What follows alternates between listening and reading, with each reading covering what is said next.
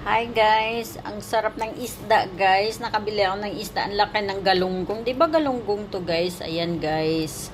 So, apat na piraso is 16 euro, halos 17 euro. O, pikit mata guys, sa mahal guys, no? Apat na piraso lang yan, 17 euro times 60 guys. Sus, nasa 1,000 plus na guys. 10 times 60, 600. Yung 7 pa niya. Oh, 'di ba? Oh, 1,000 plus 'yan, guys. So, ganun ba? Mura na lang ba? Mura na yata ito, guys.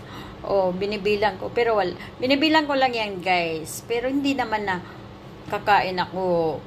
Bibilangin ko pa.